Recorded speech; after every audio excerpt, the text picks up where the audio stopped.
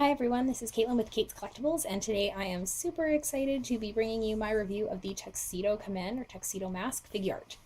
So I really wanted to get this figure when he came out, but I held off for a few reasons and was able to get a super excellent deal on him after the fact. So even though I hadn't pre-ordered him, I did get a really good price. Generally, like I said before, if you collect these figures, pre-order because you usually get a better price that way. Tuxedo Mask is a little bit of a special figure. He's the first one in this line that they've done that's a male figure. He comes with quite a variety of different accessories and faceplates, and different little options that I'll highlight for him because he is quite different from the others in that respect. And he's also the sexiest figure, so obviously he gets some special attention. So we'll take a look at his box here.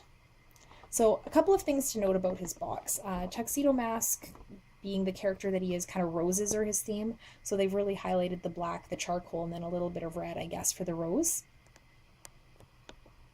As you can see with his box here, they've got the usual window, they've got his name and that image as you go down, and then right here at the bottom we've got the official sticker showing this is a real product, not a bootleg.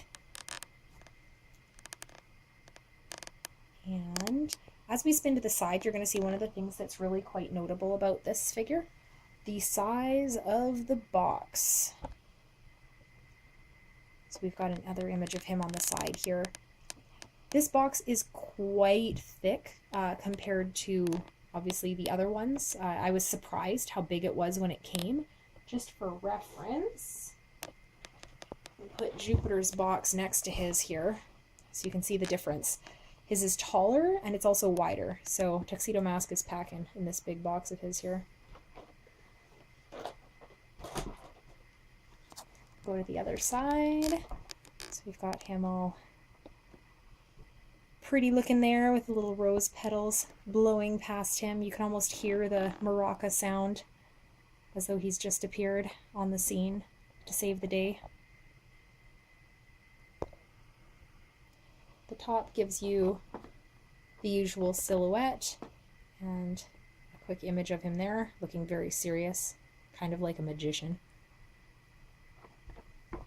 And then on the back, so they follow the same theme of showing a variety of different poses, his different face plates, as well as the fact that he's got not a bonus item because it hasn't been announced as something that only comes with the first pressing, but he actually includes a little star locket accessory, which I thought was a really super cute idea. That alone almost makes him worth getting in terms of having him to pair with Moon so that she can play with that too. So going into the box to look at the packaging,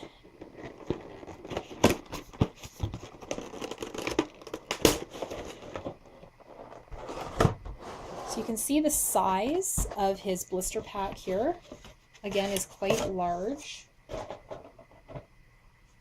We've got the usual paper here highlighting him. Now, because he's got so many more pieces, items, little bits, this is a lot more involved than some of the past. So different hands, different face plates, how they attach. If you're wanting him to wear his hat, that's a different piece as well. The function of the cape, the different hands, his base plate, all of that stuff is quite different for this figure. So really quite interesting. Now, the size of the blister pack here is also about double the size, and there's quite good reason for that. So if we start by separating these, this bottom piece is where you've got the arm for his base, his cape, and if you're going to use him without his cape, you've got the sort of the claw arm to hold the body, just like with the other figures, but he has an extra piece that sort of is part of the cape. His base plate, I believe, was attached in behind here. So then what stacks on top of that is his regular blister pack here. So with this, we've got his different faces highlighted here. So he comes with two faces with the mask, one where the eyes are covered and one without. He's got a face with his eyes closed as well as just like a serious regular expression. On the side here, I've taken it out, but that's where his cane was, as well as the main figure in the body. Down here is where his rose is stored, the cute little star locket. I really, to this day, have no idea what this black tube is supposed to be. Maybe someone can answer that for me in the comments, because I certainly couldn't figure out what it was supposed to be. There's then a bunch of different hands, so hands that are designed to hold his items, regular hands, attacking hands, all that kind of stuff. I'm actually going to open the top off of this just so that it's prepared. So this separates into two pieces.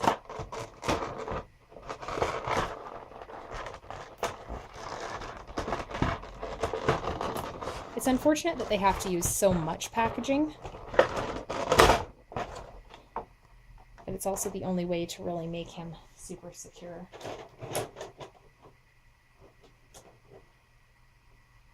Okay, so we'll take a look at the Tuxedo Mask figure himself now. So starting in here, you'll notice with his base is completely different shape-wise than the rest of the figures. All the others had sort of this triangle-ish heart shape. He's got the rectangle. It says Tuxedo Mask in sort of a dark pink with the roses and a little bit of the fleur thing that they usually do. And they've got the arm extending up the back. The figure himself looks really nice with that very, crisp suit. It's kind of hard for them to mess up all black on black for the most part, but everything looks really nice. I've got the hand in place here that holds his rose accessory. So he's got this cute little rose that he comes with here.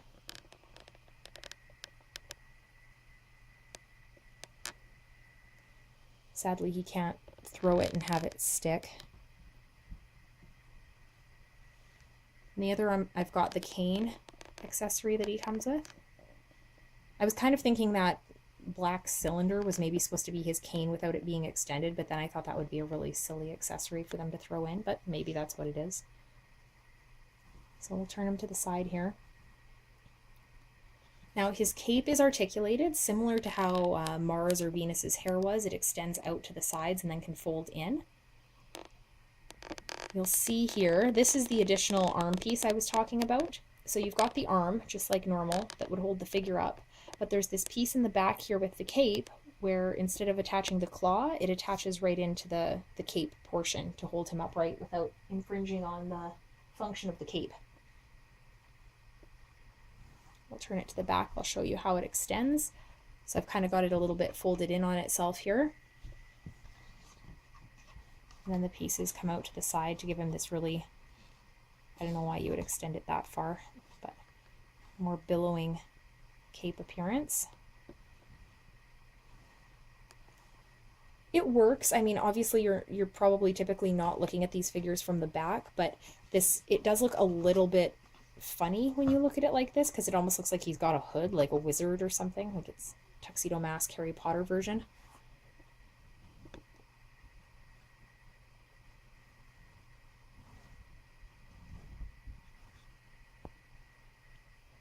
You can see kind of the back of his head and his hat there too.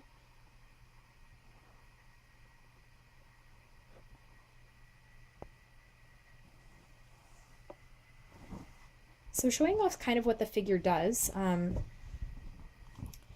So a couple of things that are noteworthy. We'll take this cane out of his hands here so that it's not in the way. And we'll also move that down a little bit so he's not sniffing it quite so much. So the cape is detachable on the figure. I'm going to separate him from the base here. There we go. So there's if the cape itself is attached to the figure and to the arm. So there's this little knob portion here. Cape's a little top heavy, so it'll tip if I let go. So that little red cylinder there is what attaches into the back of the figure to hold him upright if you want to use the cape. If you don't, then obviously you would detach the cape, set it aside, and you'd attach that little claw arm. I'm gonna adjust this so it's a bit more upright while I'm working with the figure.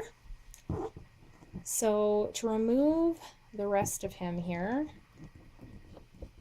the hat wiggles off the top of his head and he's left with this really funny kind of cone head, which initially kind of worried me because I wasn't sure what to make of this, because I wanted to pose him without the hat, and then I realized there are face plates for that.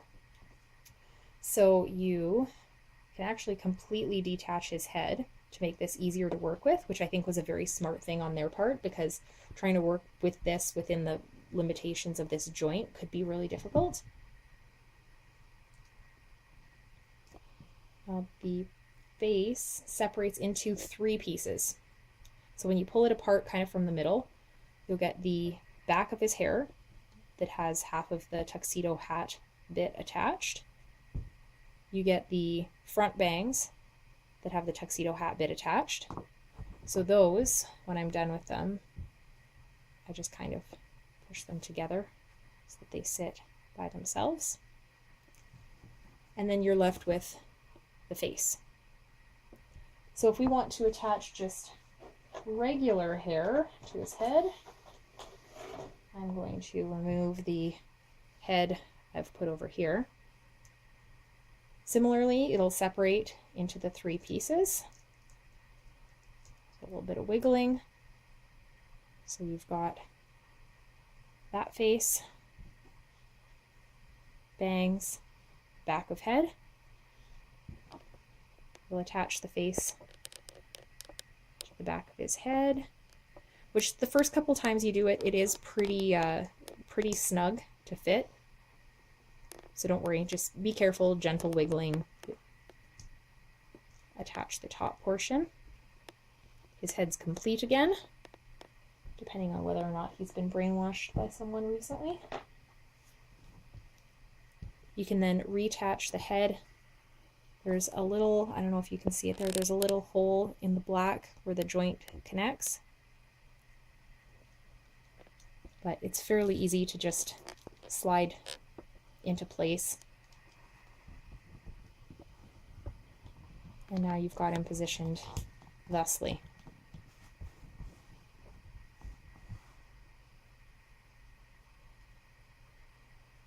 So if you were going to then position him without the cape, I'll grab that little claw.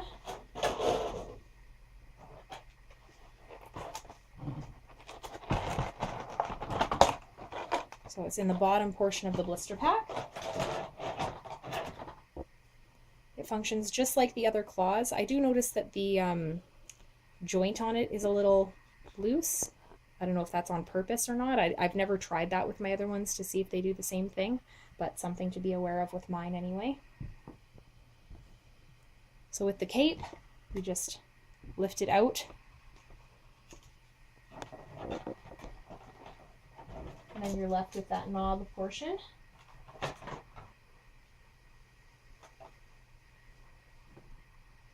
The claw will attach just by wiggling it into place there.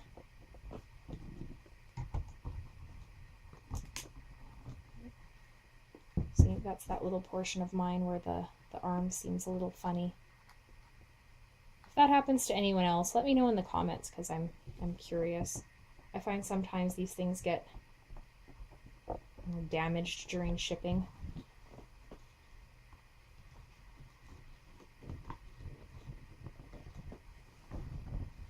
There we go. So now he's standing on his own without the cape.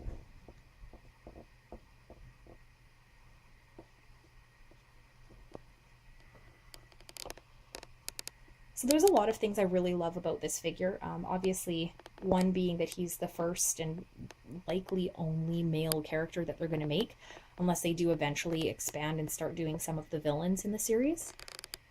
I really like the accessories he comes with. I think the rose, the cane, the hat, if you want to include that as an accessory, are really, really smart choices.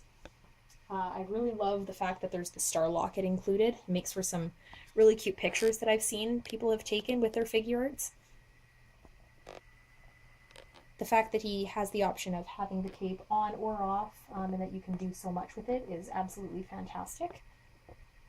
And I like the variety, the way they worked in being able to wear the hat and not. I was kind of worried originally that the hat would just be something you would just rest on the top of his head, which, I mean, you could try and do like that, but if you actually want to pose him in any way that's sort of interesting, maybe like kicking or attacking or something, his head might be in a position where you just can't get the hat to stay on snugly.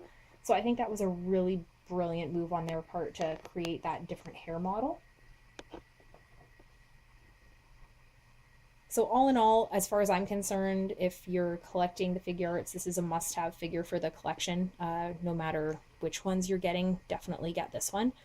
The box is pretty sizable, so definitely be prepared for that. He won't fit snugly on the shelf, but the Shibi Moon box was quite a bit smaller, so it doesn't seem like consistency with the box sizes is anything that they're worried about in terms of making these figures.